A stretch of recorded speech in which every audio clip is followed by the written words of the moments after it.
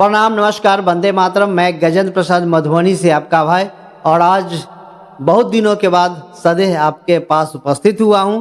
ऐसे तो वीडियो मैं बार बार डाल रहा हूं और आपको सुना रहा हूं साहब श्री की बानी। और आज जो मैं साहब श्री की बानी सुनाने जा रहा हूं, बहुत ही पुराना वीडियो है, बहुत ही पुराना वीडियो है। आप देखेंगे तो स्वयं जान जाएंगे, और निश्चित रूप से हो सकता है कि आप सुने भी हो इस शिव गुरु परिचर्चा को, लेकिन यहाँ सुनने का आनंद कुछ और है। साहब श्री की वाणी तो ही होती है, लेकिन हमें लगता है कि मैं साहब श्री की वाणी को बहुत अच्छी तरह से सुलभता से आपके पास प्रस्तुत करता हूँ। इसलिए आग्रह और निवेदन होगा कि मैं भी इस वाणी को सुना हूँ और फिर सुनूंगा, और आप भी इस वाणी को सुने और लाभ उठावे। साथ ही अन्य भाई बहनों को भी निश्चित रूप से इस वीडियो के लिंक को प्रेषित करें, शेयर करें। और यदि आप सब्सक्राइब कर दिए हैं तो ठीक है, नहीं किए हैं तो सब्सक्राइब कर दे, लाइक का बटन दबा दे, और कमेंट में अपना विचार लिखना न भूलें। तो आइए चलते हैं आज की वीडियो को सुनने के लिए।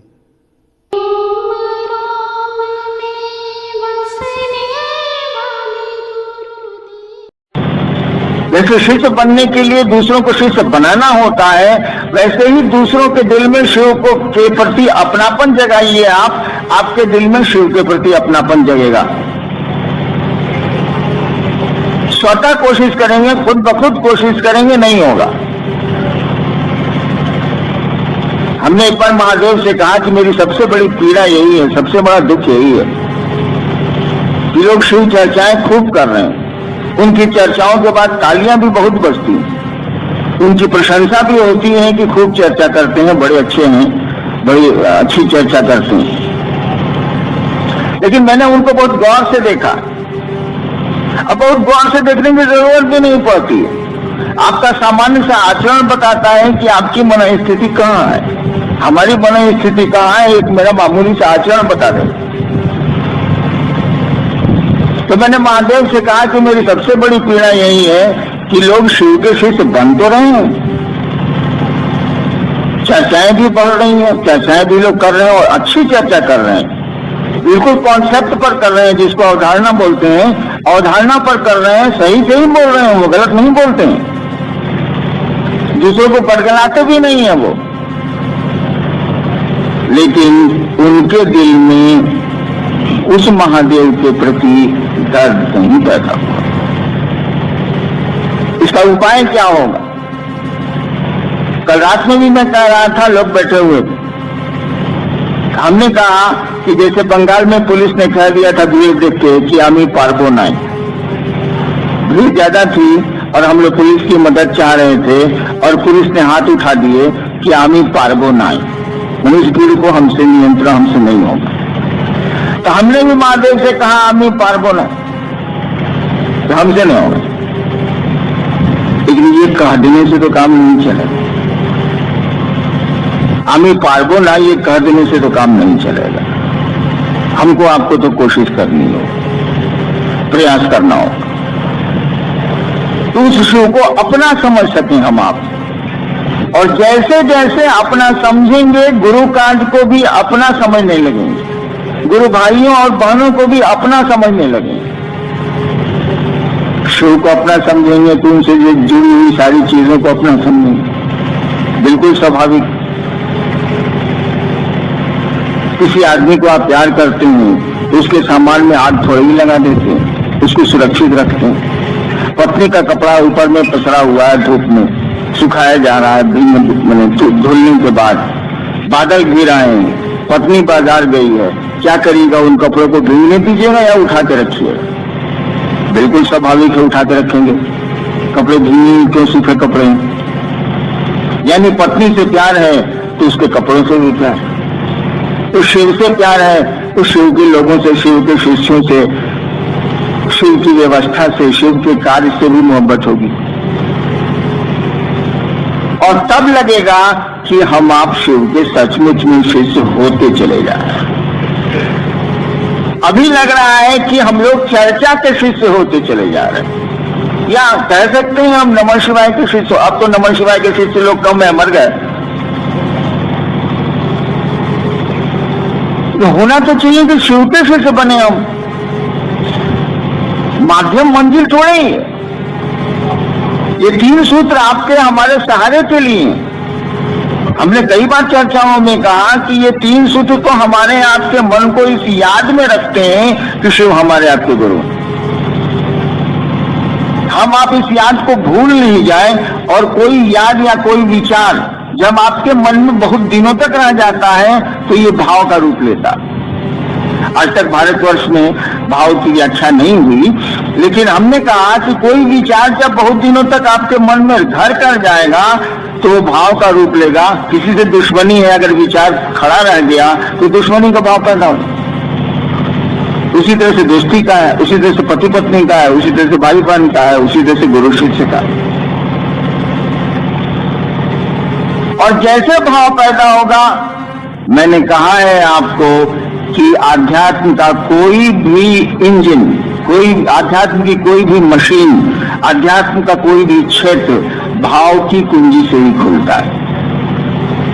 वो मारण उच्चाटन था मोहन हो या फिर आसमान की ऊपर की शक्तियां हो, वो खुलेगी, वो चीजें खुलेंगी, आपके निकट आएंगी, आपसे उनका सानिध्य तभी होगा जब भाव की कुंजी का इस्तेमाल होगा, अन्यथा नहीं होगा।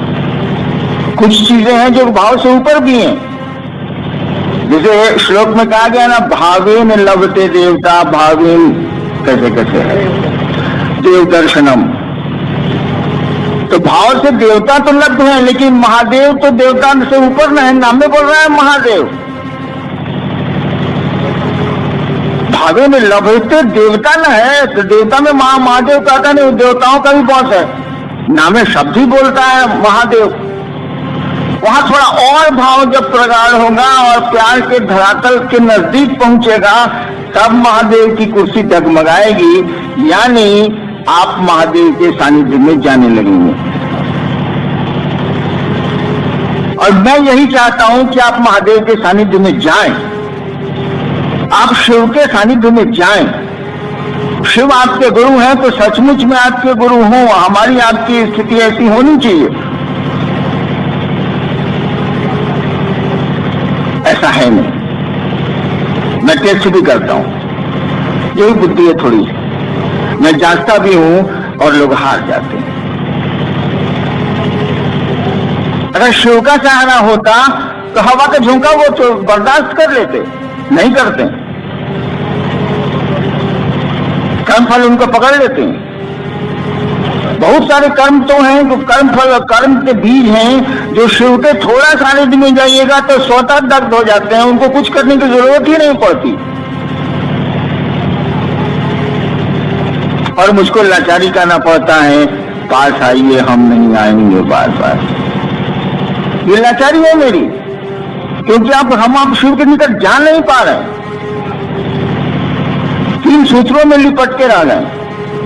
ठीक है, 3 सूत्र गलत नहीं है, वो शिव द्वारा प्रदत्त हैं, शिव ने दिए हैं, लेकिन उनको उनसे लिपट के रहना तो नहीं है। वो तो आपको दिया गया है साधन, जिससे दुनिया को आप शिव से तो बना सकें, खुद भी बन जाए।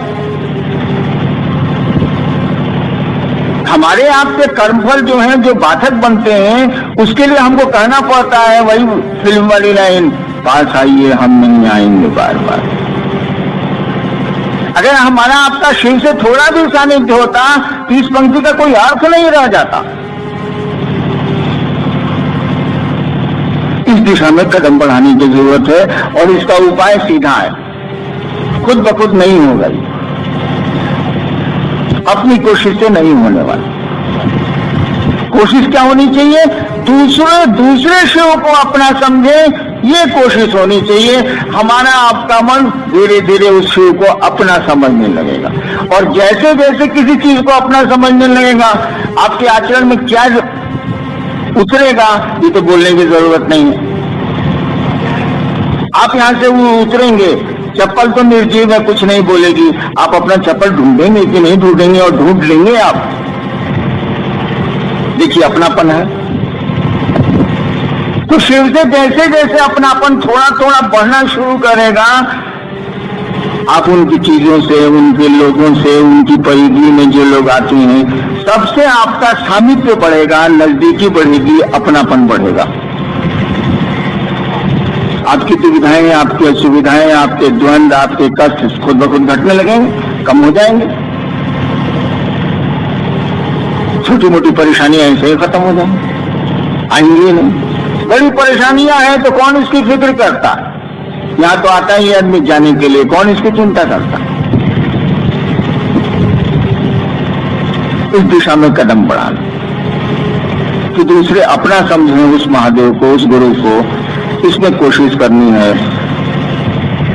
और जो लक्ष्य है हमारा 2015 का, उस दिशा में प्रयास करना है।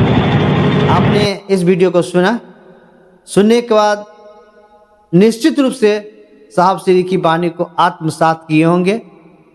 तो आइए, जो हम लोग समझे हैं, सुने हैं, बूझे हैं, उसे अन्य गुरु भाई बहनों के पास शेयर करते हैं।